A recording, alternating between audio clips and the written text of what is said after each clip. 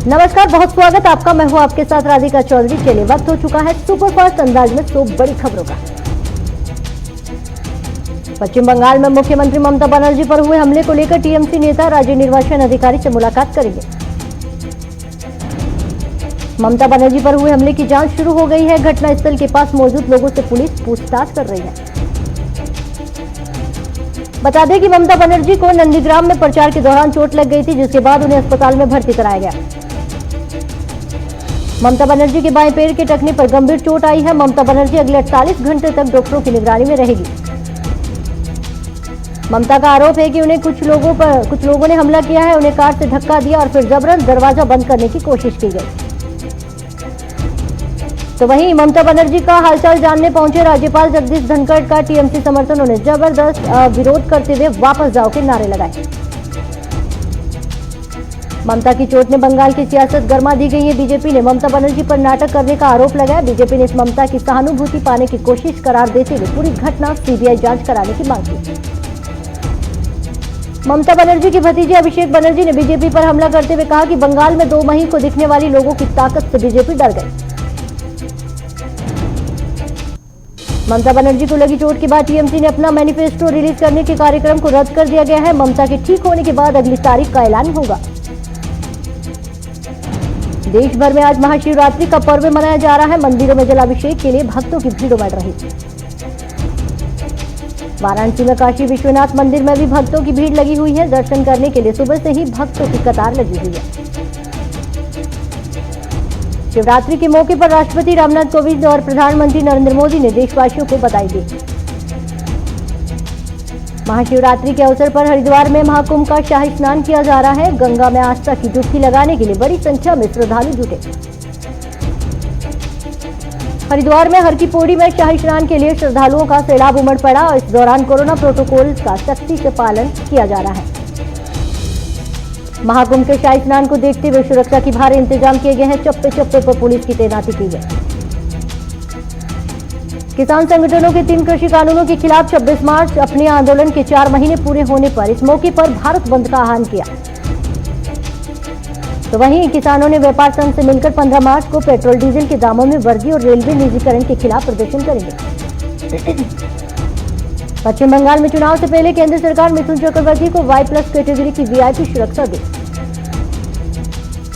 प्रधानमंत्री नरेंद्र मोदी ने स्वामी चिदभवानंद की भगवान गीता का किंडल वर्जन लॉन्च किया है। इस मौके पर पीएम मोदी ने कहा कि भगवान गीता हमें विचार करने के लिए प्रेरणा देती है। पीएम मोदी ने अपने संबोधन में कहा कि आज की युवा पीढ़ी को गीता जरूर पढ़नी चाहिए और आज की जिंदगी में आपको मुश्किलों से जूझने की सीख मिलती है। प्रधानमंत्री नरेंद्र मोदी ने कहा कि आज देश के लोगों को तय किया गया है कि भारत को आत्मनिर्भर बनाना है और आत्मनिर्भर भारत दुनिया के लिए भलाई लेकर आएगा।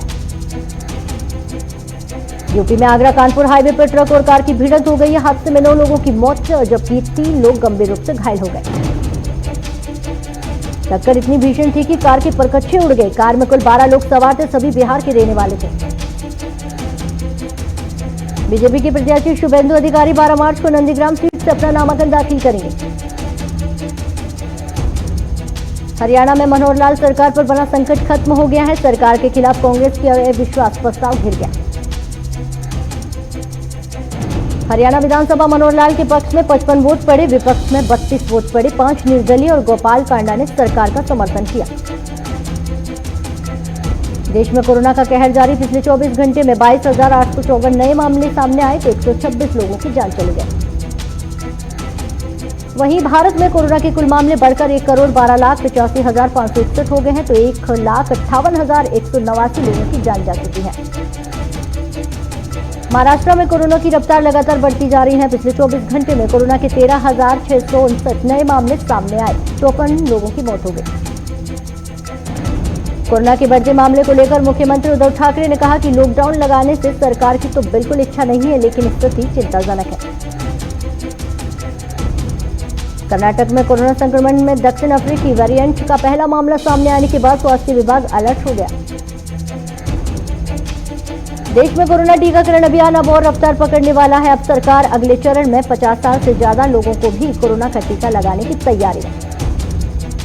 आप नेता और दिल्ली जल बोर्ड के अध्यक्ष राघव चड्ढा कोरोना की चपेट में आए। इन्होंने खुद ट्वीट करके इस बात की जानकारी दी। प्रधानमंत्री नरेंद्र मोदी 12 मार्च को गुजरात अहमदाबाद आजादी के अमृत महोत्सव की शुरुआत करेंगे। राजस्थान चिकित्सा सेवाओं की आगामी 6 महीने तक हड़ताल पर रोक रहेगी। अशोक गहलोत सरकार से हिंसा की अवधि 6 महीने के लिए बढ़ा दी गई है। बीजेपी में शामिल होने के बाद श्रीधर दिल्ली के metro rail corporation principal advisory के पद का इस्तीफा दे दिया। महाराष्ट्र के ठाणे में अमरनाथ के औद्योगिक विकास निगम क्षेत्र में एक रासायनिक कारखाने में भीषण आग लग गई और दमकल विभागियों ने काबू पाने की पूरी कोशिश की। मध्य प्रदेश में 1 अप्रैल को पहली 8वीं तक के बच्चों के लिए स्कूल खुलने जा रहे हैं। स्कूल के खुलने पर स्कूल संचालकों ने कोविड प्रोटोकॉल की सख्ती से पालन करना होगा। मौसम विभाग ने अगले 2 दिन में उत्तराखंड, हिमाचल, कश्मीर, लद्दाख समेत देशों में कई जगहों पर जोरदार बारिश होने की आशंका जताई। तो वहीं दिल्ली एनसीआर में पूरे हफ्ते में बादल छाए रहेंगे। 12 मार्च को तेज गरज के साथ बारिश होने की संभावना। राजस्थान के आबू रोड में केरल, महाराष्ट्र, पंजाब, हरियाणा, मध्य प्रदेश और गुजरात में आने वाले यात्रियों के लिए कोविड जांच के निर्देश दिए। राजस्थान के भीनमाल में बालिका विद्यालय में वार्षिक उत्सव मनाया गया। कार्यक्रम में 29 बालिकाओं को स्मृति चिन्ह देकर सम्मानित किया गया। राजस्थान के चूरू में राजकीय उमावी के वार्षिक उत्सव में विद्यार्थियों को सांस्कृतिक प्रस्तुति दी और साथ ही विद्यार्थियों ने सम्मानित भी किया गया। चूरू में युवा छात्र किसान पंचायत का आयोजन किया गया। युवाओं ने जिले की विभिन्न कॉलेज समस्याओं के बारे में अध्यक्षों को अवगत कराया। हरियाणा की भिवानी में मनीष कौशिक ने 35वें इंटरनेट चैंपियनशिप गोल्ड जीतकर ओलंपिक के लिए क्वालिफाई कर अपने मुक्के का दम दिखाया। मुजफ्फरनगर में महाशिवरात्रि को लेकर पुलिस प्रशासन सुरक्षा व्यवस्था पूरी कर चौक चौबंद कर रखी है। महाशिवरात्रि के पर्व पर पुलिस किसी भी तरह की चूक नहीं छोड़ना चाहती। अयोध्या में श्रद्धालुओं की बढ़ती संख्या को देखते हुए परिसर की सुरक्षा में तैनात सुरक्षा कर्मचारियों को कोरोना का टीका लगाए जाने के बाद अब पुजारी भी टीका लगवाएंगे। यूपी के बाराबंकी में मार्फिन तस्कर को मुठभेड़ के बाद 24 घंटे के अंदर पुलिस ने गिरफ्तार कर लिया। यूपी के अम्बेडकर में लिंचिंग की घटना में शिकार अब्दुल कादिर का अंतिम संस्कार भारी पुलिस फोर्स की मौजूदगी में किया। हरियाणा सरकार ने रिटायर्ड हुए उन लोगों को पैसे की रिकवरी करने का अभियान चलाया है जो रिटायर के बाद भी पेंशन ले रहे हैं। विभाग द्वारा ऐसे 275 लोग करीब 2 करोड़ रुपए की रिकवरी कर रहे हैं। नोएडा सेक्टर 7 में आग लग गई थी। आग पर काबू पाने के लिए करीब आधा दर्जन फायर ब्रिगेड की गाड़ियां पहुंची। जानमाल के नुकसान की कोई खबर सामने नहीं आई। जालधर में सिग्नल तोड़कर भागे नौजवान पुलिस ने पीछा करके पकड़ लिया है। उन पर कार्रवाई की गई। धौलपुर के उपवन संरक्षण सामाजिक वानिकी के 1 करोड़ का घोटाला जांच के लिए जिला कलेक्टर को ज्ञापन सौंपा। राजस्थान के लाखेरी में मामूली कहासुनी को लेकर एक दामाद ने बुजुर्ग ताऊ ससुर की हत्या कर दी गई है। पुलिस ने हत्या का मामला दर्ज कर जांच शुरू कर दी। उत्तराखंड की राजनीति में मुख्यमंत्री को लेकर घमासान चल रहा था, वो अब समाप्त हो चुका है। तीरथ सिंह रावत जिन्हें उत्तराखंड का नया मुख्यमंत्री चुना गया। कर्नाटका के सिंदगी में उपचुनाव पर केपीसीसी कमेटी के फैसले में कैंडिडेट पर मोहर लग गई है। केपीसीसी अध्यक्ष डीके शिव कुमार के अशोक मनगुली के नाम पर मोहर लगा दी है। साहिबगंज के अवैध पत्थर खुदान में कार्यक्रम की मजदूर सिर पर पत्थर गिरने से दर्दनाक मौत हो गई। साहिबगंज में पंचायत स्तरीय पदाधिकारियों में 60 गांठ बिचौलियों द्वारा केंद्र सरकार की महत्वाकांक्षी मनरेगा योजना की धज्जियां उड़ाई जा रही है। साहिबगंज में शिवरात्रि के उपलक्ष्य में उत्तर वाहिनी गंगा नदी के तट पर 5 दिवसीय भव्य कलश यात्रा का शुभारंभ किया गया। झारखंड के दुमका में उपायुक्त निर्देश पर 3 अवैध बालू डंपिंग स्थलों पर विभाग ने छापा मारा। यूपी के गाजीपुर में किसान नेता राकेश टिकैत ने कहा कि एमएसपी लागू होने तक आंदोलन जारी रहेगा। राजस्थान की चूरू जिला परिषद में एसईओ के नरेंद्र चौधरी ने कोरोना का टीका लगवाया। इस दौरान उन्होंने कहा कि हर व्यक्ति को कोरोना वैक्सीन लगानी चाहिए। बिहार के सेरसा में 2 बाइकों की आमने सामने भिड़ंत हो गई है। हादसे में एक की मौत हो गई और एक व्यक्ति घायल हो गया।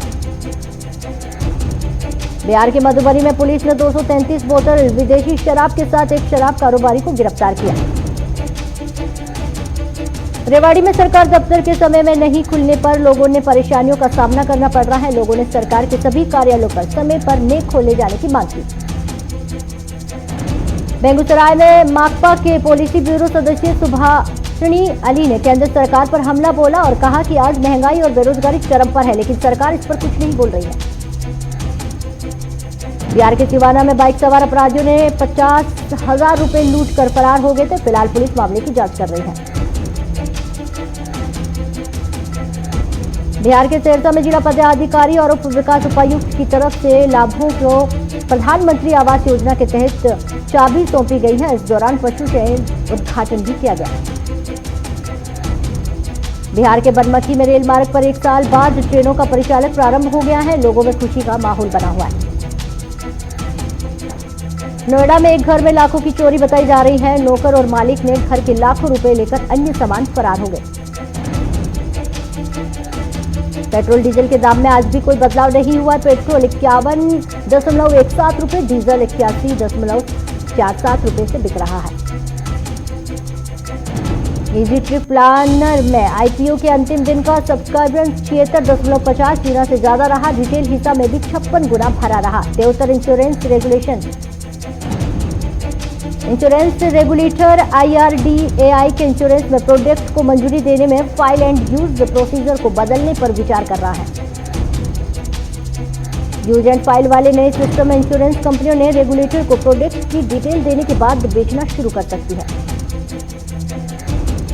RDAI के चेयरमैन सुभाष चंद्र खटुइया ने बताया कि कुछ सेंसमेंट प्रोसीजर शुरू किया जा चुका है और इस दायरे में कुछ और सेंसमेंट को लाया जाएगा। वोडाफोन आइडिया के 4 नए प्लान लॉन्च किए जा रहे हैं। इस प्लान की कंपनी की डाटा फ्री कॉलिंग और SMS का फायदा दे सकती है। इस प्लान के कुछ साथ VI, Digi, हॉटस्टार VI और सब्सक्रिप्शन दे सकता है। इस प्लान में अनलिमिटेड कॉलिंग, रोजाना 3 GB डाटा के साथ साथ 16 GB एडिशनल डाटा मिल सकता है।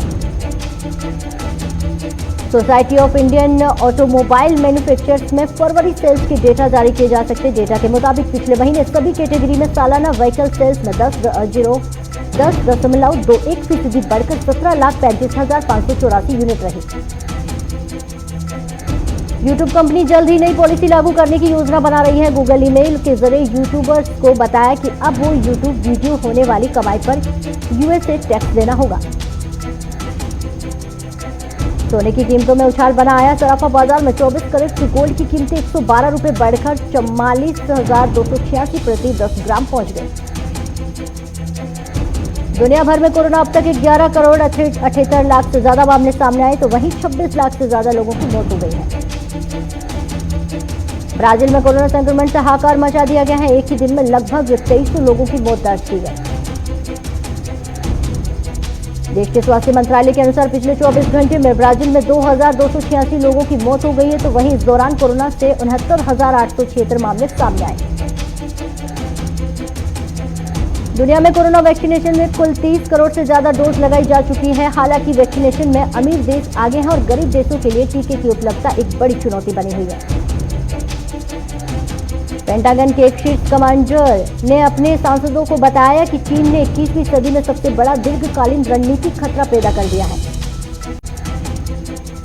एमनेस्टी इंटरनेशनल ने कहा कि म्यांमार की सेना अपने खिलाफ प्रदर्शन को दबाने के लिए उन हथियारों का इस्तेमाल कर रही है जो युद्ध के क्षेत्र में अपने दुश्मनों के खिलाफ किए जाते हैं। देश में तख्ता पलट की घटना के बाद हजारों लोग सेना की इस कार्रवाई का विरोध करते हुए सड़कों पर प्रदर्शन किया। पाकिस्तान में 2015 में भारत लौटी मुखबधिर भारतीय लड़की गीता को महाराष्ट्र में आखिरकार अपनी असली मां मिल ही गई। पाकिस्तानी मीडिया ने इस खबर की जानकारी दी। बाइडेन प्रशासन भारत को न केवल हथियार उपलब्ध करवा रहा है, मुहैया करा रहा है, उसके अन्य तकनीकी सहयोग और गहरा कर रहा है, बल्कि नई दिल्ली को अपना रक्षा औद्योगिक आधार विकसित करने की भी मदद कर रहा है। मलेशिया की एक अदालत ने फैसला लिया है कि गैर मुस्लिम ईश्वर को संबोधित करने के लिए अल्लाह शब्द का इस्तेमाल कर सकते हैं। एयरपोर्ट पर पेपराजी को इग्नोर करने पर रुबीना ने कहा कि चंद लम्हा पहले भुआ की मौत की खबर मिली थी। पिछले दिनों रुबीना दिलेर मुंबई के एयरपोर्ट पर पेपराजी को इग्नोर किया और जिसका वीडियो वायरल हो रहा है। उसके बाद वो बुरी तरह ट्रोल हो गई। कानपुर के गैंगस्टर विकास दुबे पर बन रही फिल्म बिकरू के कानपुर गैंगस्टर को यूपी शूटिंग के लिए परमिशन नहीं मिली है। ये बात फिल्म के डायरेक्टर नीरज सिंह ने बताई। विकास दुबे पर बन रही film Bikru Kanpur gangster content को कंट्रोवर्शियल बताया गया।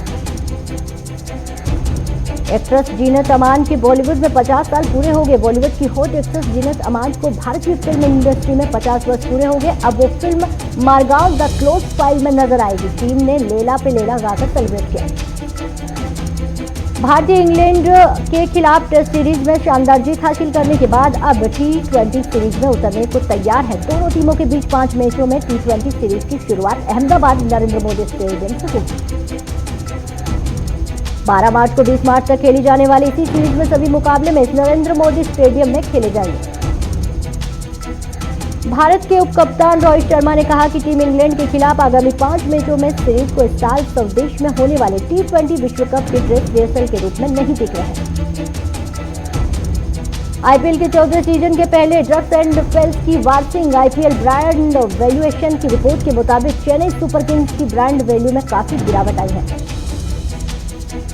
रिपोर्ट के मुताबिक सीएसके की ब्रांड वैल्यू में 16.5% गिरावट हुई है, तो 732 करोड़ के मुकाबले में अब इस टीम की वैल्यू 611 करोड़ ही रह गई है।